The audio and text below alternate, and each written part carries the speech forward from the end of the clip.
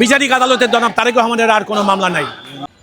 জনাব তারেক রহমানের বিরুদ্ধে অবৈধ সরকার এবং আওয়ামী লীগের অবৈধ সরকার বারবার তারেক রহমানকে দেশ থেকে তাড়িয়ে দেওয়ার জন্যে এবং দেশে যাতে ঢুকতে না পারে সে কারণে যে সকল রাজনৈতিক মামলা দিয়ে তাকে এই দীর্ঘ 17 বছর হয়রানি করা হয়েছিল, আজকের এই মামলার বিচারের মাধ্যমে ওই সকল মিথ্যা মামলার প্রহসনের বিচার আজকে এই রায়ের মাধ্যমে সমাপ্ত হলো।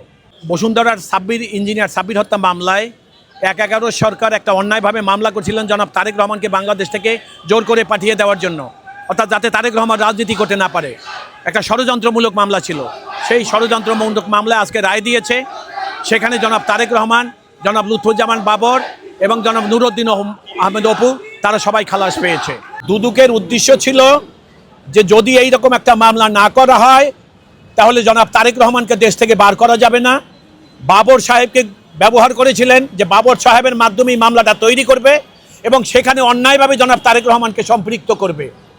অর্থাৎ উদ্দেশ্য ছিল তারা জনাব তারেক রহমানকে তার ইচ্ছার বিরুদ্ধে যে দৌড় করে দেশ থেকে বার করে দিয়েছিলেন, এই প্লট তৈরি করার জন্যই অন্যায়ভাবে এই মামলায় জনাব তারেক রহমান, বাবর এবং নুরুদ্দিন অপুকে সম্পৃক্ত করেছিল। বিচারক তার রায় পর্যবেক্ষণ আছে, আদেশের পর্যবেক্ষণ হলেই যে হোপলেসলি